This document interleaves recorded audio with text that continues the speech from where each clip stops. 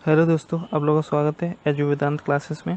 आज का जो लेक्चर होने वाला क्लास 10th के चैप्टर नंबर फर्स्ट, जिसका नाम है यूरोप में राष्ट्रवाद। आप लोगों को पता है यूरोप में राष्ट्रवाद चैप्टर नंबर फर्स्ट है क्लास 10th का, हिस्ट्री का। ठीक है, हिस्ट्री का, सोशल साइंस में हिस्ट्री जो पार्ट है उसका चैप्टर नंबर फर्स्ट है यूरोप में राष्ट्रवाद। तो आइए शुरू करते हैं बिना वक्त गवाए। इसमें कुछ इंपॉर्टेंट क्वेश्चन आंसर के बारे में जानेंगे। आइए देखते हैं सारे क्वेश्चन आंसर के बारे में जो बड़े बड़े आते हैं आप लोगों को। बहुविकल्पी इसमें नहीं है, लेकिन बहुत बड़े बड़े क्वेश्चनों के बारे में जाइए चेक करते हैं। तो चलिए बिना वक्त गवाए शुरू करते हैं। राष्ट्रवाद क्या चीज़ होता है वो देख लेते हैं। फिर राष्ट्रवाद के प्रति निष्ठा। ठीक है, राष्ट्र के प्रति निष्ठा। ठीक है, इसमें राष्ट्र के प्रति निष्ठा होता है। तो आइए आगे पढ़ते हैं। राष्ट्रवाद क्या है? राष्ट्र के प्रति निष्ठा, उसकी प्रगति और उसके प्रति सभी नियम आदेशों का बनाए रखना राष्ट्रवाद कहलाता है। तो आइए राष्ट्रवाद क्या क्या है वो देखती है। तो इसमें ये लिखा है कि राष्ट्र के प्रति, जो राष्ट्र है उसके प्रति निष्ठा, उसकी प्रगति और उसके प्रति सभी नियम आदेशों को बनाए रखना राष्ट्रवाद कहलाता है। इसे ही राष्ट्रवाद कहा जाता है। आइए राष्ट्रवाद की परिभाषा को जान लिए हैं, अब राष्ट्र के ऊपर गौर करते हैं। तो राष्ट्र के बारे में जान लेते हैं, राष्ट्र क्या चीज़ है। तो राष्ट्र अर्नेस्ट रेनर के अनुसार, जो अर्नेस्ट रेनर थे उनके अनुसार, समाज, भाषा, नस्ल, धर्म से बने क्षेत्र को राष्ट्र कहते हैं। जो धर्म और भाषा और नस्ल के बने क्षेत्र होते हैं उन्हें ही राष्ट्र कहा जाता है। ये अर्नेस्ट रेनर थे उनके अनुसार था। ठीक है, ये थोड़ा वॉल्यूम है उसको इग्नोर कीजिएगा क्योंकि ये ट्रक व्रक ज़्यादा चलते हैं। तो आइए नारीवाद के बारे में जान लेते हैं। नारीवाद क्या है? ठीक है, नारीवाद ये हिस्ट्री चैप्टर फर्स्ट आ जा रहा है, लोगों उसको थोड़ा इग्नोर कीजिएगा। नारीवाद स्त्री पुरुषों की सामाजिक, आर्थिक एवं राजनीतिक सोच के आधार पर महिलाओं के अधिकार नारीवाद कहलाते हैं। ठीक है, क्या है कि स्त्री पुरुषों की सामाजिक, आर्थिक एवं राजनीतिक सोच के आधार पर महिलाओं का अधिकार नारीवाद कहलाता है। अब आइए आगे चलते हैं, आगे देखते हैं क्या चीज़ है, कैसे। अब एक क्वेश्चन है, ये देखिए क्वेश्चन क्या है। नारीवाद की स्थापना किसने की? नारीवाद की स्थापना किसने की क्वेश्चन है। तो इसका उत्तर जान लेते हैं। इसका उत्तर है लुईन ऑटो पीटरसन ने की थी। लुई ऑटो पीटरसन ने नारीवाद की स्थापना की थी। अब आइए आगे चलते हैं। यह एक स्त्री थी जिसने नारीवाद की स्थापना की थी, जो लुई ऑटो पीटरसन ने ठीक, जो लुईने ऑटो पीटर्स थी वो एक नारी थी, यानी स्त्री थी जिसने नारीवाद की स्थापना की थी। वो स्त्री थी, नारी थी जिसने नारीवाद की स्थापना की थी। और किसने? लुईने ऑटो पीटर्स ने की थी। अब आइए आगे चलते हैं। आगे नेक्स्ट क्वेश्चन क्या है। बिस्मार्क कौन था? ठीक है, बिस्मार्क कौन था, उसने सबसे बड़ी उपलब्धि क्या थी? बिस्मार्क क्या था, कौन था, उनकी सबसे बड़ी उपलब्धि क्या थी? ठीक है, तो आइए इसके उत्तर जान लेते हैं। बिस्मार्क एक महान कूटनीतिज्ञ था जिसकी सबसे बड़ी उपलब्धि जर्मनी का एकीकरण था। ठीक है, बिस्मार्क जो था वो उसके कूटनीतिज्ञ था जिसकी सबसे बड़ी उपलब्धि बिस्मार्क का एकीकरण था। आइए अब आगे चलते हैं। आगे क्या है। फ्रांसीसी क्रांति और राष्ट्र का विकास। फ्रांसीसी क्रांति और राष्ट्र के विकास के बारे में जान लेते हैं। ठीक है, फ्रांसीसी क्रांति क्या हुई थी, राष्ट्र का विकास उसमें क्या हुआ था। फ्रांसीसी, पहला पॉइंट डाल के, फ्रांसीसी क्रांति की शुरुआत 1789 ईस्वी में हुई थी। सबको पता है, आपको चैप्टर भी अच्छे से पता होगा। तो फ्रांसीसी क्रांति की शुरुआत 1789 ईस्वी में हुई थी। इसके बाद दूसरा पॉइंट है। ठीक है, दूसरा पॉइंट जान लीजिए। दूसरा पॉइंट है, फ्रांसीसी क्रांति में सभी लोगों की मांग थी कि राजतंत्र को हटाकर प्रजातंत्र बनाया जाए। तो फ्रांसीसी क्रांति में सभी लोगों की मांग थी कि राजतंत्र को हटाकर प्रजातंत्र लाया जाए, जिसमें प्रजा का सत्ता पे अधिकार हो, ना कि राजा का सत्ता पे अधिकार हो। उसे ही प्रजातंत्र कहा जाता है। और तीसरा पॉइंट क्या है, प्रेस की भाषा को राष्ट्र की भाषा घोषित किया जाए। जो प्रेस की भाषा होती है वो राष्ट्र की भाषा को घोषित किया जाए, ना कि किसी एक नागरिक की भाषा को घोषित किया जाए, जैसे कि आप लोगों को पता होगा। आइए अब चौथा पॉइंट देख लेते हैं। स्कूल या छात्रों के लिए एक क्लब की स्थापना की गई जिसका नाम जैकोबिन क्लब रखा गया। ठीक है, एक क्लब की स्थापना की गई जिसे जैकोबिन क्लब रखा गया, जो कि सभी छात्रों और स्कूल के बच्चों के लिए किया गया था। और पांचवा लास्ट क्या है, सभी भाषा का किराया की एक व्यवस्था किया गया। सभी भाषा तथा किराया की एक व्यवस्था किया गया। सभी भाषा जो होती है और सभी जो किराया वगैरह लगाया जाता है उनकी एक व्यवस्था की गई, ऐसा चीज़ था। आइए अब नेक्स्ट क्या है, फ्रांस की क्रांति के प्रमुख कारण क्या थे। फ्रांस की क्रांति के प्रमुख कारण जान लेते हैं। फ्रांस की क्रांति के तो इसमें था पहला अयोग्य शासन। फ्रांस की क्रांति के समय, ठीक है, फ्रांस की क्रांति के समय लुई वंश का शासन था। किसका वंश का शासन था? लुई वंश का शासन था। और जो जिद्दी तथा कर्तव्यहीन शासक था, जो जिद्दी था और कर्तव्यहीन शासक था, ये सुधारों का पक्षधर नहीं था। ये सुधारों का पक्षधर नहीं था, इसलिए इसकी जनता विरोध कर रही थी। तो अयोग्य शासक था। जो फ्रांस की प्रमुख क्रांति का प्रमुख कारण क्या था, उसमें पहला था अयोग्य शासक था। ठीक है, अयोग्य शासक में वो फ्रांस की क्रांति के समय लुई वंश का शासक था, जो जिम्मेदार शासक नहीं था। ठीक है, वो जिम्मेदार शासक नहीं था और वो कर्तव्यहीन शासक था और सुधार और पक्षधर नहीं करता था, इसलिए इसकी जनता विरोध कर रही थी। तो उसमें अयोग्य शासक भी आता है। और दूसरा आता है क्या, मध्य वर्ग। ठीक है, दूसरा यहाँ पर औद्योगिक क्रांति होने के कारण मध्य वर्ग का उदय हो गया था। ठीक है, औद्योगिक क्रांति होने का उसमें मध्य वर्ग का उदय हो गया था, जिसमें छोटे उद्योगपति, डॉक्टर, वकील, अध्यापक वाले अधिकारी आते थे। यह वर्ग नवीन विचारों और राष्ट्रीय भावना से ओतप्रोत था। ठीक है, ओतप्रोत था। मध्य वर्ग दूसरा प्रमुख कारण था मध्य वर्ग। ये जो कि औद्योगिक क्रांति होने के कारण उसमें मध्य वर्ग का उदय हो गया था, जिससे कि छोटे उद्योगपति, डॉक्टर, वकील, अध्यापक वाले अधिकारी आते थे। यह वर्ग नवीन विचारों और राष्ट्रीय भावनाओं से ओतप्रोत था। तीसरा कारण क्या था? तीसरा कारण जानते हैं, आम जनता की दयनीय स्थिति। आम जनता की दयनीय स्थिति इस समय दैनिक स्थिति क्या थे? इस समय शासक उच्च वर्ग और कुलीन वर्ग जहाँ विलासितापूर्ण जीवन व्यतीत करते थे। विलासितापूर्ण माने विलास वाला, वैभव और पैसों वाला जो जीवन व्यतीत करते थे, वही आम जनता की स्थिति बड़ी दयनीय थी। उच्च वर्ग के लोग बहुत अच्छे जीवन जीते थे और निम्न वर्ग की जो जीवन यापना थी वो बहुत ही कठिन और बहुत ही कठिनाइयों से गुजरती थी। तो आम जनता की दयनीय स्थिति तीसरा प्रमुख कारण था। और आइए आगे देखते हैं चौथा देखिए, आइए चौथा देखते हैं। चौथा क्या है?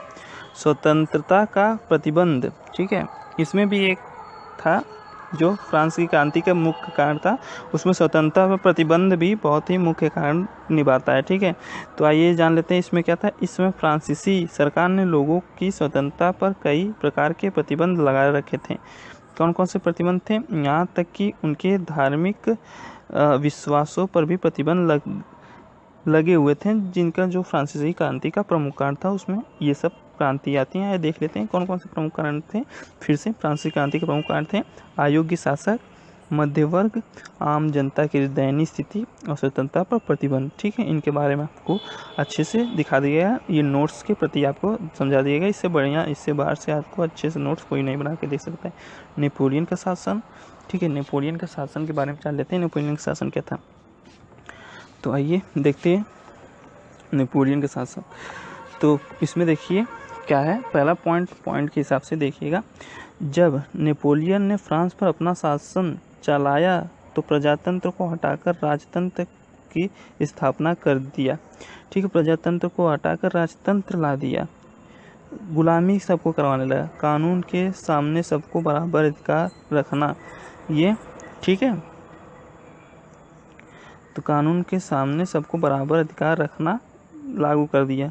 तीसरा, संपत्ति के अधिकार को सुरक्षित बनाया, संपत्ति के अधिकार को सुरक्षित बना दिया था। और चौथा क्या, भू दासत्व और जागीरदारी शुल्क से मुक्ति दिया, ठीक है। और चौथा क्या है, सभी वर्ग को समान रखा। चौथा पांचवा है, पांचवा पॉइंट है सभी वर्ग को समान रखा। ये देख लीजिए कि 5 जो पॉइंट थे नेपोलियन का शासन लाने के बाद क्या हुआ। जब नेपोलियन ने फ्रांस पर अपना शासन चलाया तो प्रजातंत्र को हटाकर राजतंत्र की स्थापना की। और दूसरा, कानून सामने सबको बराबर अधिकार रखा। और तीसरा, संपत्ति के आधार को सुरक्षित बनाया। और चौथा है, भू दासत्व और जागीरदारी शुल्क से मुक्ति दिया। और पांचवा, सभी वर्ग को समान रखा। अब आइए क्वेश्चन देख लेते हैं। क्वेश्चन क्या है, तो क्वेश्चन ऐसा कुछ है कि अपने शासन वाले क्षेत्रों में शासन व्यवस्था को ज़्यादा कुशल बनाने के लिए नेपोलियन ने क्या बदलाव किए। नेपोलियन ने अपने शासन व्यवस्था को ज़्यादा कुशल बनाने के लिए क्या बदलाव किए थे, तो आइए देख लेते हैं क्या बदलाव किए थे नेपोलियन द्वारा किए गए सुधार। क्या क्या सुधार थे, तो उत्तर है, अपने शासन वाले क्षेत्रों में शासन व्यवस्था को ज़्यादा कुशल बनाने के लिए नेपोलियन ने निम्न बदलाव किए थे। कौन कौन से बदलाव किए थे, तो पहला, शासन संबंधित सुधार, ठीक है। शासन संबंधित सुधार क्या था, नेपोलियन ने शासन व्यवस्था को व्यापकता और कार्य क्षमता से सिद्धांतों पर आधारित, ठीक है, सिद्धांतों पर आधारित थी, सभी को समान शासन दिया। दूसरा था क्या, आर्थिक सुधार। आर्थिक सुधार, नेपोलियन ने पेरिस में बैंक ऑफ फ्रांस की स्थापना कराई, ठीक है, बैंक ऑफ फ्रांस की स्थापना कराई। मजदूरों का वेतन निश्चित किया और चोर बेजारी सट्टेबाजी की समाप्त, जो चोर बाजारी थी और सट्टेबाजी थी उन सबको समाप्त किया। और धार्मिक सुधार लाए, ठीक है। तीसरा, धार्मिक सुधार, नेपोलियन ने अपने देशवासियों को धार्मिक स्वतंत्रता प्रदान करने का प्रयत्न किया, ठीक है, ये सब किया। चौथा, दंड विधान, नेपोलियन दंड विधान को कठोर बनाया। जूरी प्रथा और मुद्रित पत्रों को पुनः प्रारंभ किया, जो कि वो थी खत्म हो चुकी थी। शिक्षा, और चौथा क्या, शिक्षा संबंधित सुधार किए। नेपोलियन ने शिक्षा के क्षेत्र में महत्वपूर्ण सुधार किए। उसने फ्रांस में राष्ट्रीय शिक्षा की नींव डाली और पेरिस में एक विश्वविद्यालय की स्थापना की, ऐसे थी, ठीक है, उन सब की स्थापना की थी। अब आइए आगे देखते हैं। मेरी नेक्स्ट क्वेश्चन क्या है, मेरियन और जर्मेनिया कौन थे, जिस तरह उन्हें चित्रित किया गया था उनका क्या महत्व था। मेरियन और जर्मेनिया कौन थे, जिस तरह उन्हें चित्रित किया गया था उनका क्या महत्व था, तो आइए जान लेते हैं। मेरियन, यह एक लोकप्रिय नाम है, अतः फ्रांस ने अपने स्वतंत्रता के नारी प्रतीक को यही नाम दिया। इनके चिन्ह स्वतंत्रता और गणतंत्र के प्रति लाल टोपी, तिरंगा और कलगी थे। मेरियन, ठीक है, मेरियन की प्रतिमाएं चौराहे और अन्य महत्वपूर्ण स्थानों पर लगाई गई। मेरियन का क्या था। अब जर्मेनिया के बारे में जान लेते हैं। यह जर्मन राष्ट्र की नारी रूपक थी। रूढ़ अभिव्यक्तियों में वह बलूत वृक्ष के पत्तों का मुकुट पहनती, ठीक है, पहनती हैं, क्योंकि जर्मनी में बलंतु वीरता का प्रतीक है। उसने हाथ में जो तलवार पकड़ी थी, ठीक है, उसने जो हाथ में तलवार पकड़ी थी उस पर जर्मन राइन की रक्षा करती है लिखा हुआ है। ये चीज़ है, ये इतना इम्पोर्टेंट नहीं है, वो उतना पूछेगा भी नहीं, ठीक है, इसलिए उसको थोड़ा स्किप करके आगे निकल लेते हैं। अब आइए नेक्स्ट क्वेश्चन, जर्मनी एकीकरण की प्रक्रिया का संक्षेप में पता लगाइए। ये क्वेश्चन पूछ सकता है, ठीक है, जर्मनी के एकीकरण की प्रक्रिया का संक्षेप में पता लगाएं। क्या पता लगा सकते हैं, आइए देखते हैं, ठीक है। जर्मनी का एकीकरण आंसर देख लेते हैं। जर्मनी का एकीकरण, ठीक है, जर्मनी का एकीकरण क्या है? तो पहला, 1862 ईस्वी में ऑटो वॉन बिस्मार्क प्रसा का चांसलर बना। दूसरा, बिस्मार्क ने रक्त लौह की नीति से जर्मनी का एकीकरण किया। रक्त और लौह की नीति से जर्मनी का एकीकरण कर दिया। ठीक है, जर्मनी का एकीकरण कर दिया। तीसरा, 18 जनवरी 1871 ईस्वी की वर्साय के महल में, ठीक है, वर्साय के महल में प्रसा के राजा विलियम प्रथम को जर्मनी का सम्राट घोषित किया गया। ये था 3 पॉइंट, बहुत ही अच्छी है। ठीक है, ये 3 पॉइंट याद कर लीजिए। जर्मनी के एकीकरण में 1862 ईस्वी में ऑटो वॉन बिस्मार्क प्रसा का चांसलर बना। ठीक है, दूसरा, बिस्मार्क ने रक्त लौह की नीति से जर्मनी का एकीकरण किया।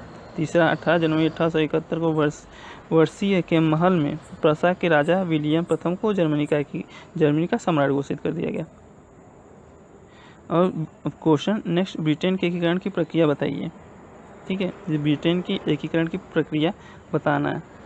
तो आइए उत्तर देखते हैं। ब्रिटेन का एकीकरण देख लेते हैं।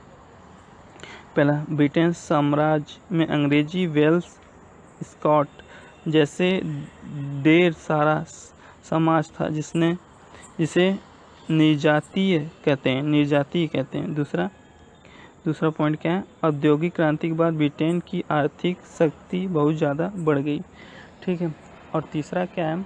कुछ सालों बाद इसके अंदर आयरलैंड को भी जोड़ दिया गया। ब्रिटेन एक नया राष्ट्र का निर्माण हुआ। ठीक है, ब्रिटेन एक नया राष्ट्र का निर्माण हुआ। क्वेश्चन क्या था? ब्रिटेन के एकीकरण की प्रक्रिया बताइए। इसमें वो सब प्रक्रिया आती है। आइए जान लेते हैं निर्जातीय क्या है।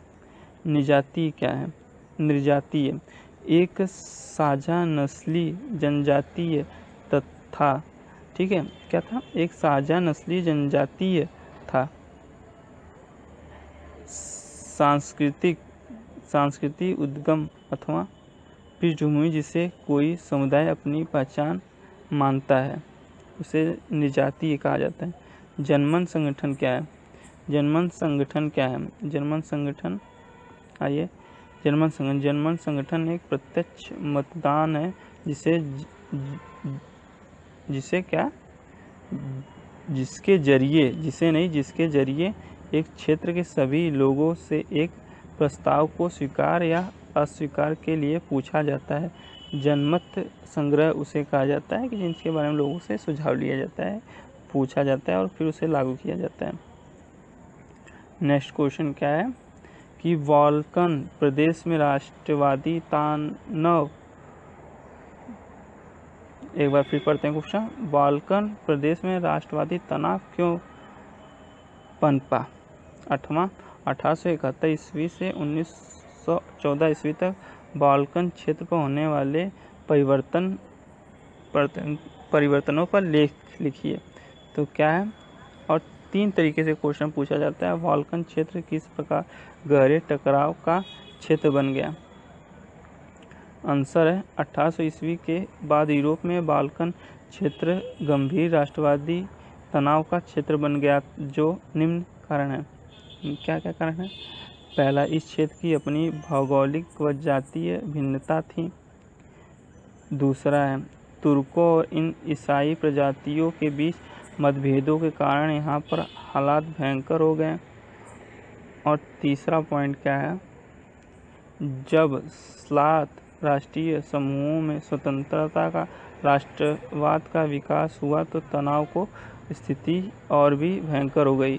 कब हो गई थी? जब स्लात राष्ट्रीय समूहों में स्वतंत्रता का विकास हुआ तथा तनाव की स्थिति और भी भयंकर हो गई। जब स्वतंत्रता का राष्ट्रवाद का विकास हुआ तो वो तनाव बढ़ गया। और चौथा क्या? इस कारण इन राज्यों में आपसी प्रतिस्पर्धा और हथियारों की होड़ लग गई। इनसे स्थिति को और गंभीर बना दिया। ये चीज़ थी जो कि स्थिति को और गंभीर बना दिया। यूरोपीय देश कौन कौन से होते हैं? ठीक है, यूरोपीय देश कौन कौन से? रूस, जर्मनी, इंग्लैंड, ऑस्ट्रेलिया और हंगरी है। ठीक है, यूरोपीय देश इन क्षेत्रों पर अपना नियंत्रण स्थापित करना चाहते थे ताकि काला सागर में होने वाले व्यापार मार्ग पर इनका नियंत्रण हो। ठीक है। जो यूरोपीय देश होते हैं ये इन सभी क्षेत्रों पे नियंत्रण करना चाहते थे, जो बाल्कन क्षेत्र थे वो इसी पे आते हैं। ठीक है। अब जर्मनी के एकीकरण को संक्षेप में पता लगाएं ये क्वेश्चन था। तो क्या आंसर है इसका? जर्मनी का एकीकरण। आइए पढ़ लेते हैं। ठीक है। जर्मनी का एकीकरण, पहला पॉइंट क्या है? जर्मनी के एकीकरण की मांग के दौरान संविधान प्रेस की, ठीक है, संविधान प्रेस की स्वतंत्रता और संगठन बनाने का आज़ादी जैसे सिद्धांत का विकास हुआ, और ये सब जर्मनी के एकीकरण के समय हुआ। आइए सेकंड पॉइंट देख लेते हैं। सेकंड पॉइंट क्या है? तो सेकंड पॉइंट, संसदीय व्यवस्था स्थापित करने के, ठीक है, करने की पृष्ठभूमि तैयार की जाने लगी। ठीक है। तो संसदीय व्यवस्था स्थापित करने के लिए पृष्ठभूमि तैयार की जाने लगी, ये दूसरा पॉइंट है। तीसरा, जर्मनी लोगों में 1848 ईस्वी में, ये देखो डेट याद रखा करिए, 1848 ईस्वी में ही 1848 ईस्वी से ही राष्ट्रीय भावना जागृत हो गई थी। मतलब जर्मनी के लोगों में 1848 ईस्वी में राष्ट्रीय भावना जागृत हो गई थी। इससे यहाँ के मध्यम वर्ग के योगदान अधिक है, जिसमें कि मध्यवर्गीय लोगों का योगदान अधिक है वहाँ के। ठीक है, ऐसी चीज़ है, लिखी है। और पांचवा क्या है? पांचवा, इस प्रक्रिया में प्रशा के बड़े भूस्वामित्व ने भी अपना योगदान दिया था। बड़े भूस्वामित्व लोगों ने भी अपना योगदान दिया था इस चीज़ में। आइए चौथा देखते हैं।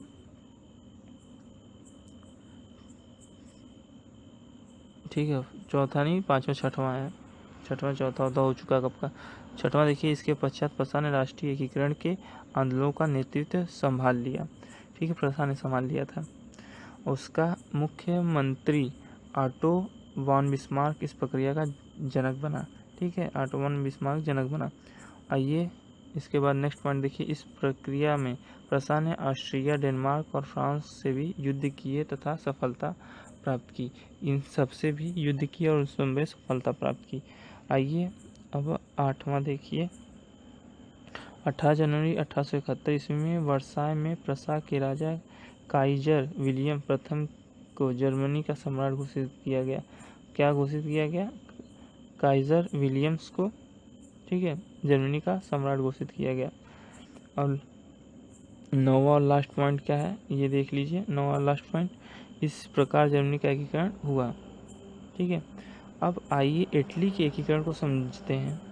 देखिए क्वेश्चन में लिखा है इटली के एकीकरण को समझाओ।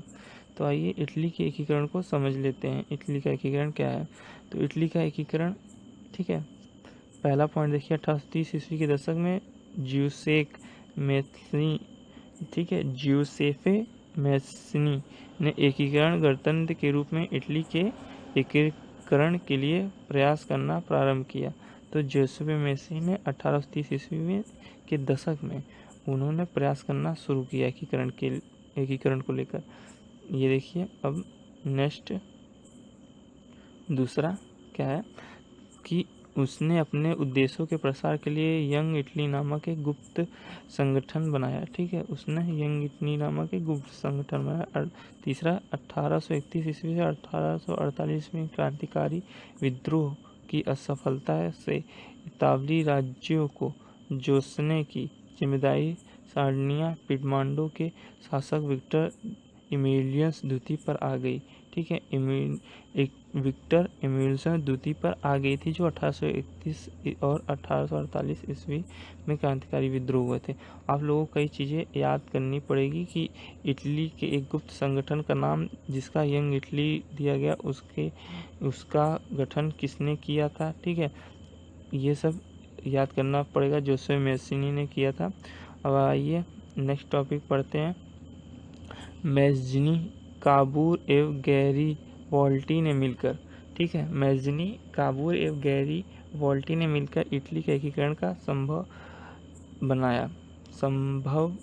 बनाया।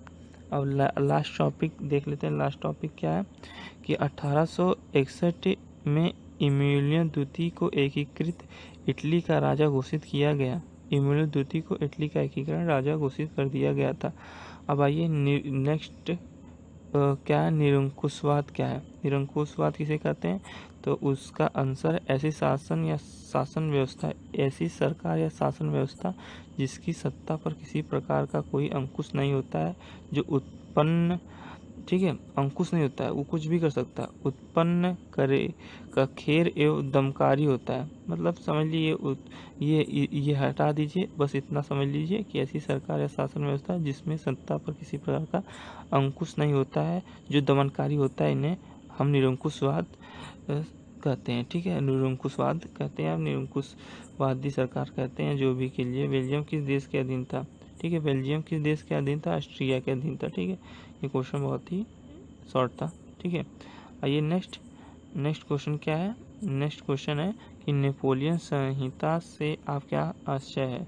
नेपोलियन संहिता से क्या आशय है? उत्तर है नेपोलियन ने फ्रांस में लोकतंत्र को नष्ट कर दिया, इसके प्रशासनिक क्षेत्र में क्रांतिकारी सिद्धांतों का समावेश किया जिससे प्रशासनिक व्यवस्था कुशल बन सके। नेपोलियन 1804 ईस्वी की नागरिक संहिता के नाम से जाना जाता है। ठीक है, किस नाम से जाना जाता है? नेपोलियन 1804 ईस्वी की नागरिक संहिता के नाम से जाना जाता है। ठीक है, जन्म पर आधारित विशेष अधिकार समाप्त कर दिया गया। जन्म पर आधारित विशेष अधिकार को समाप्त कर दिया गया। अब आइए वियना कांग्रेस में फलस्वरूप यूरोप में क्या क्या परिवर्तन हुए वर्णन कीजिए। और इसमें इस तरह दो तरीके से पूछ सकता है, वियना संधि की विशेषताओं का वर्णन कीजिए। तो आइए वियना संधि की विशेषताओं का वर्णन करते हैं, क्या है? तो उत्तर है फ्रांसीसी क्रांति के दौरान हटाए गए बुर्बो वंश को सत्ता में बहाल किया गया और फ्रांस ने उन इलाकों पर अधिकार खो दिया जिन्हें उन्हें नेपोलियन के अधीन किया था। ठीक है, उन सभी पे से वो अधिकार खो चुके थे। आइए दूसरा पॉइंट, फ्रांस की सीमाओं पर कई राज्य कायम कर दिए गए ताकि भविष्य में फ्रांस विस्तार न कर सके, ऐसी चीज़। तीसरा, ऐसे सभी राजतंत्रों की बहाली की गई जिनको नेपोलियन के द्वारा बर्खास्त कर दिया गया था। ठीक है, ये तीसरा पॉइंट हो चुका है। आइए नेक्स्ट क्वेश्चन देखिए, फ्रांसीसी लोगों के बीच सामूहिक पहचान का भाव पैदा करने के लिए फ्रांसीसी क्रांतियों ने क्या कदम उठाए? तो क्या कदम उठाए थे, आइए उसके बारे में जान लेते हैं। तो उत्तर है फ्रांसीसी क्रांति के शुरुआत में, ठीक है, 1789 ईस्वी में हुई थी। जो फ्रांसीसी क्रांति हुई थी वो 1789 ईस्वी में शुरुआती हुई थी। फ्रांसीसी क्रांति में लोगों की मांग थी कि राजतंत्र को हटाकर प्रजातंत्र को स्थापित किया जाए। समूह पहचानने के लिए उठाए गए कदम, ठीक है, सामूहिक पहचान बनाने के लिए उठाए गए कदम कौन कौन से थे? तो आइए, पहला पृथ्वी और नागरिक जैसे, पृथ्वी क्या था? जिसमें वो लोग अपने पैदाइशी भूमि को लेकर लड़ते उड़ते हैं, और नागरिक जैसे विचारों एवं संयुक्त समुदाय के विचार पर बल दिया, जिसे एक संविधान के अंतर्गत समान अधिकार प्राप्त थे। दूसरा, एक नया फ्रांसीसी झंडा चुना गया जिसने पहले के राजध्वज की जगह ले ली। ठीक है, एक नया फ्रांसीसी झंडा तैयार किया जिसने ध्वज का ले लिया। तीसरा, पेरिस की फ्रेंच भाषा की राष्ट्रभाषा घोषित किया। पेरिस की फ्रेंच भाषा को राष्ट्रभाषा घोषित कर दिया गया था। चौथा है, प्रत्येक राज्य में एक स्टेट्स जनरल चुना गया और उसका नाम बदलकर नेशनल असेंबली कर दिया गया।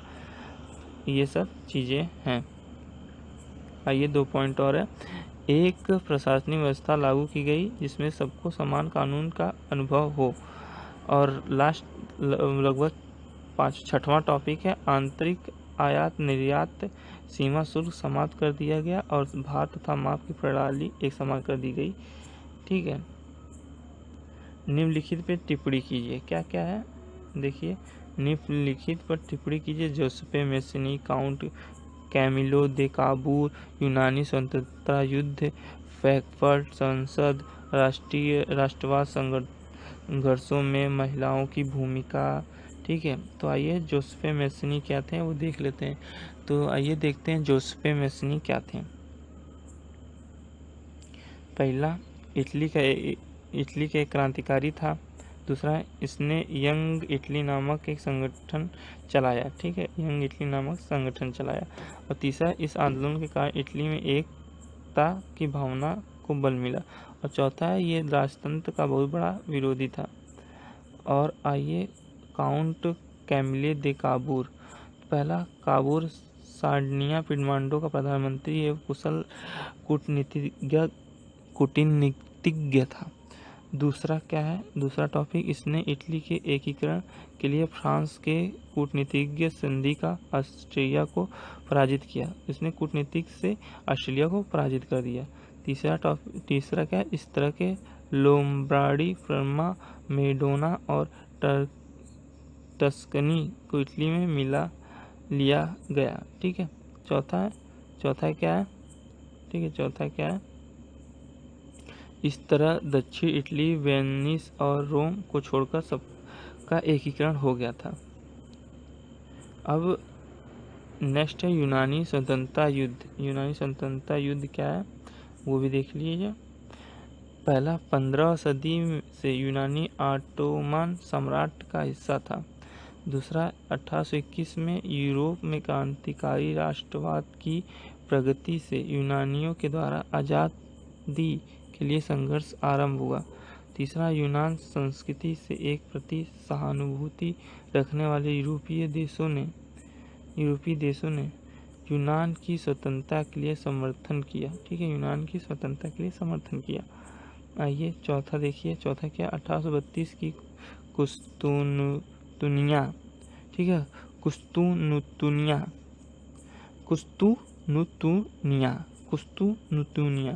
की संधि द्वारा यूनान को स्वतंत्रता मिली। अब फ्रैंकफर्ट संसद क्या थी, तो फ्रैंकफर्ट संसद के बारे में जान लेते हैं। फ्रैंकफर्ट संसद का नाम राष्ट्रवाद के आंदोलन के एक प्रमुख पड़ाव के रूप में गिना जाता है। दूसरा, जर्मन के मध्य वर्गीय लोगों और विभिन्न राजनीतिक संगठनों के सदस्यों ने मिलकर एक जर्मन संसद के लिए वोट किया। ठीक है।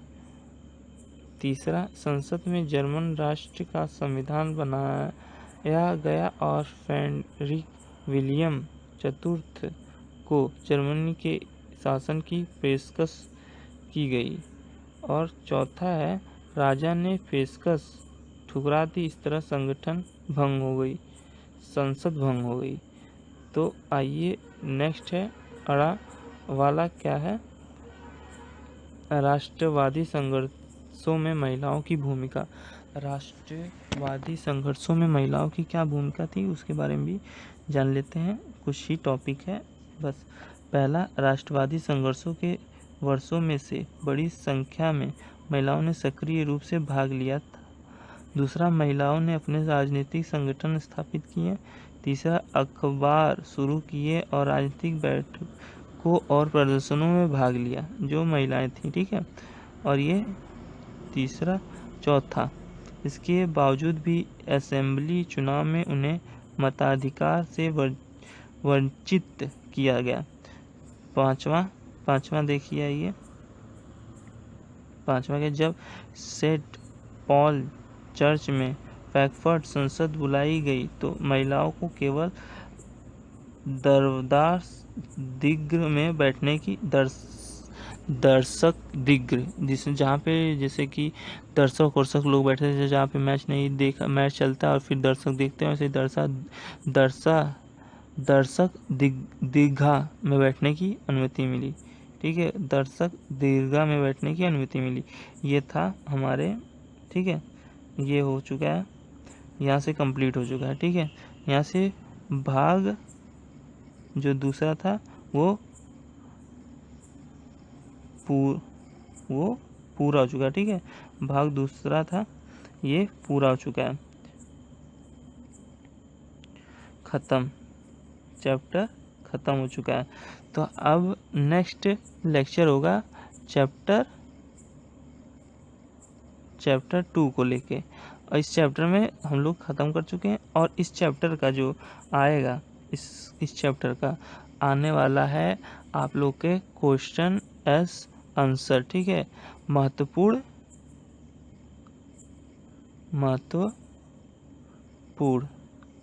ठीक है, प्रश्न उत्तर आएंगे आप लोगों का। तो आप लोग चैनल के साथ बने रहिए, इस चैप्टर से जुड़े आएंगे भाग तीसरे में। ठीक है, भाग तीसरे में रहेगा, या फिर उसके अलग से ही लेक्चर नंबर 1, लेक्चर नंबर 2 डाल के या फिर बहुविकल्पी प्रश्न डाल के वैसे कर दिया जाएगा अपलोड। आप लोग को वीडियो अच्छा लगा तो लाइक कीजिए, और अच्छा क्या आप लोगों को समझ में आया तो चैनल को सब्सक्राइब कीजिए, और समझ में आया तो कमेंट कीजिए। हम लोग आपको अच्छे से और विस्तार से आप लोग को ये नोट्स दे के हम लोग समझा दिए। और आपको पीडीएफ चाहिए, अगर आपको नोट्स की पीडीएफ चाहिए तो बताइए, हम लोग पीडीएफ आपको नोट्स की जो ये नोट्स थे उसके पीडीएफ हम आपको दे देंगे। बस आप लोग कमेंट कीजिए और तब हम आपको बताएंगे कि आपको पीडीएफ कहाँ से मिल सकता है। चलिए मिलते हैं नेक्स्ट चैप्टर के साथ, तब तक के लिए टाटा बाय, धन्यवाद।